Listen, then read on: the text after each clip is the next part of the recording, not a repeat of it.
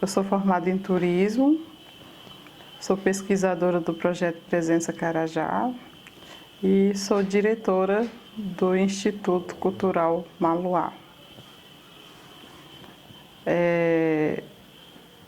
Eu sou Carajá, meus pais são Carajá, são Inã Carajá, mas são de aldeias diferentes. Meu pai é da Ilha do Bananal, Tocantins, e minha mãe é da aldeia São Domingos, Mato Grosso. Então a gente pertence a duas comunidades indígenas. Eu morei na aldeia, na aldeia Raualó, mais conhecido como Santa Isabel do Morro. Nós moramos lá e nós viemos para a cidade quando eu tinha 4 anos, 4 para 5 anos de idade. Aí nós viemos para a cidade por questões de trabalho do meu pai. Meu pai era servidor da FUNAI, então a gente teve que vir acompanhar ele. E aí nesse processo, minha vida toda foi aqui entre a cidade e a aldeia. Eu tive muito contato com os meus parentes da aldeia, não perdemos essa conexão, né? Porque a gente sempre no final de semana a gente ia para a aldeia, passar o final de semana lá. A minha tia foi uma importante ceramista da aldeia Raualó, o nome dela é Coachiro. Então eu sempre presenciei a minha tia sempre manuseando os trabalhos dela com itiocô, né? Ela fazia itiocô, fazia tigelas, então ela tinha um conhecimento ancestral muito grande, né? E naquela época eu era menina, eu ficava só vendo ela fazer, né? E eram representações de moças, de rapazes, de vários outros representações do cotidiano. Então, o meu contato foi muito frequente com a família do meu pai, com ela, né? A gente sempre passava o final de semana com ela. E muitas das vezes eu ia para a aldeia da minha mãe, né? Então, eu cresci mais no meio da minha mãe também, com meus familiares maternos. A minha avó, ela... Sempre que a gente ia lá, minha avó e meu avô sempre plantavam, né? Então, sempre tinha muita fartura.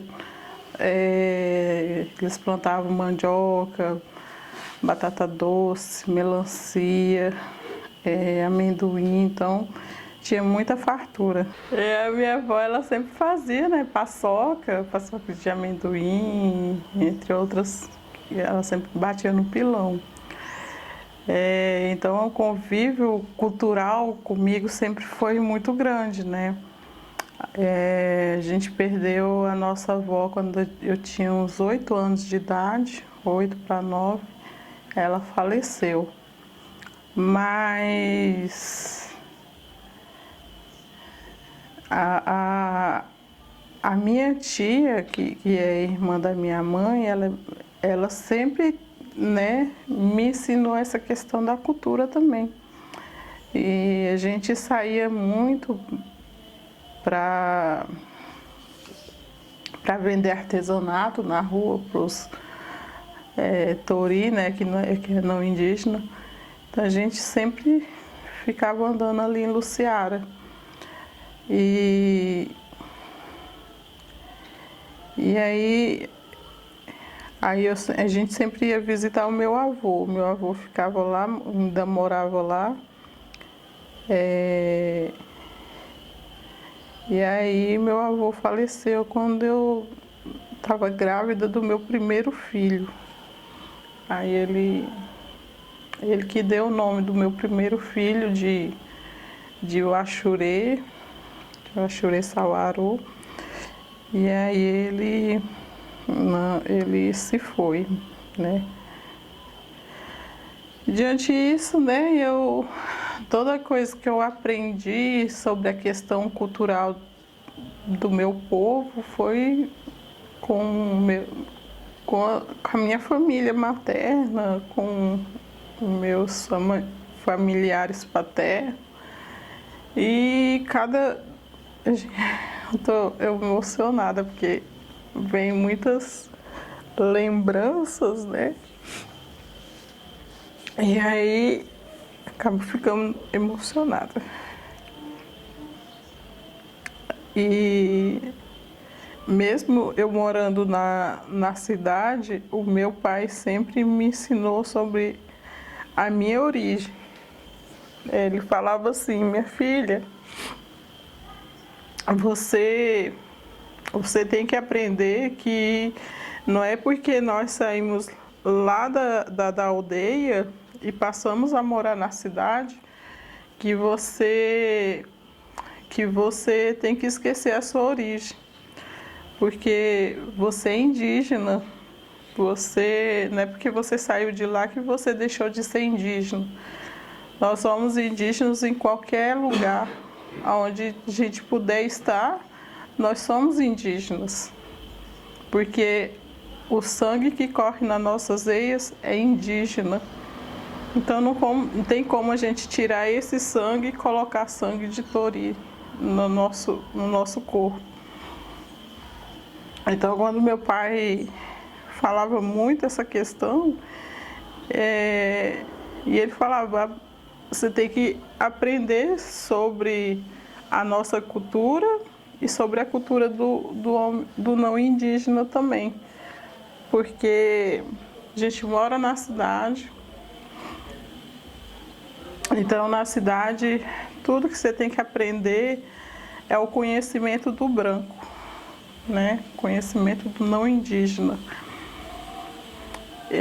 Porque pra gente, de uma certa forma, não deixar com que o não indígena passe a não deixar a gente para trás, né? A gente tem que caminhar sempre junto.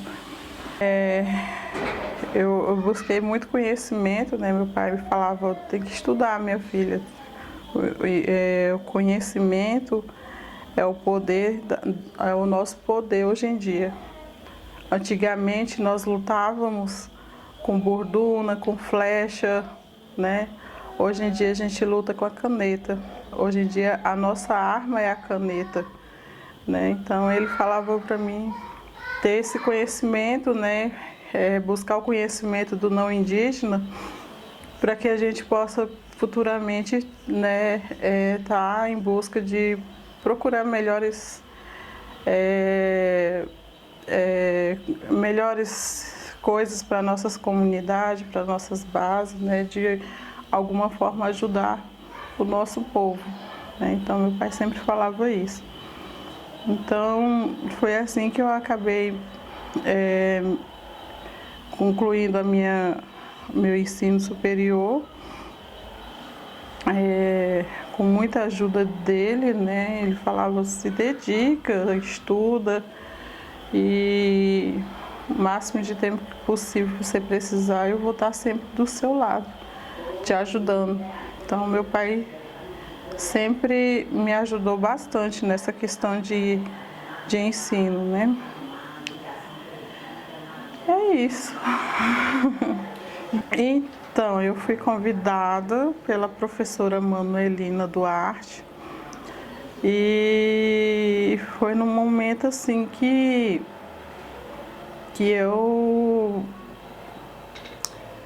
estava num momento muito crítico da minha vida, que tinha acabado de perder o meu pai, né? E aí eu já estava com muitos problemas assim, de ansiedade, de tudo mais. E quando ela me convidou para participar do projeto dela, no primeiro momento eu falei: será que eu aceito? Será que eu não aceito? Eu não sou uma pessoa, não estou no meu momento de aceitar trabalhar dentro de um projeto. Eu estou num momento assim que eu não estou bem.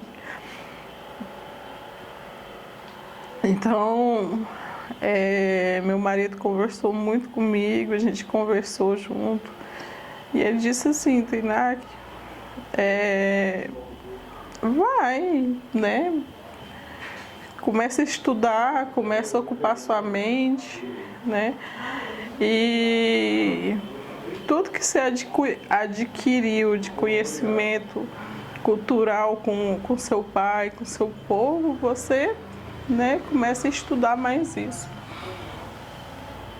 Então eu aceitei essa proposta de participar mais da questão desse projeto. É um projeto muito lindo que a Manuelina tem. É catalogar, né, as Ritchokô que estão espalhadas pelo mundo. O trabalho que eu fiz com ela foi do catálogo das Ritchokô no Museu de Leipzig, acho que é a Alemanha, e aí da coleção do Fritz Krause, né, 1908. Então foi quando ele veio para o Araguaia, coletou essas Ritchokô e levou para a Alemanha. Então a gente estudou tudo isso quando a gente estava trabalhando com esse museu, né? E assim foi indo, né? Eu fui descobrindo essa dimensão das Ritchokô, esse mundo das Ritchokô, que são as mulheres, que foi um conhecimento das mulheres, né? E como eu falei no começo, eu tive muito contato com as Ritchokô quando eu visitava a minha tia, Koashiro, que foi uma mestre em saber fazer Ritchokô, né?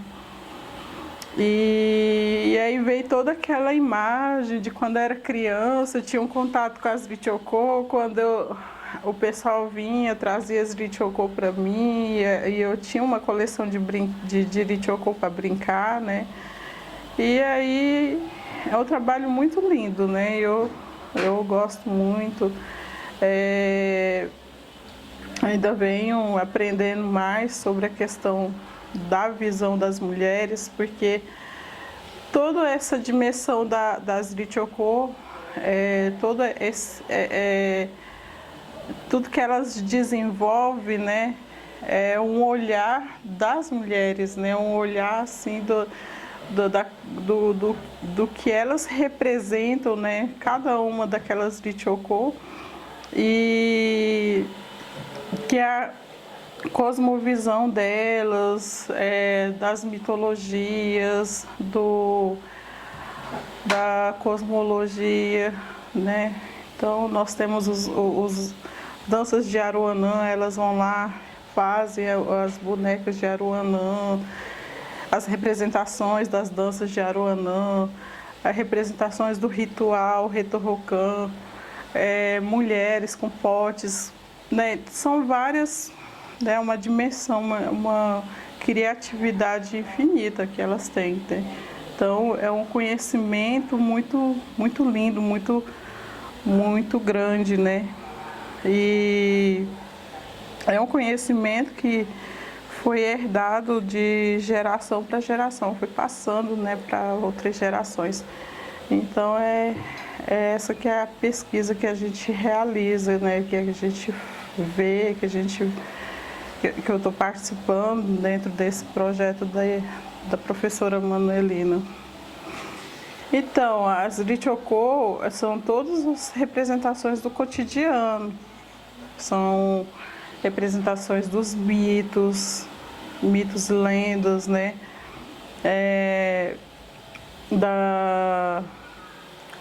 Das danças, né? De Aruanãs, as representações das moças, do rapaz, né? Antigamente os rapazes deixavam o cabelo crescer para colocar um fio de barbante no cabelo chamado raracotué, né? Os rapazes, eles deixavam o cabelo crescer para poder colocar um fio de barbante enrolado na cabeleira, depois pintavam de vermelho, né? Então eles eram bem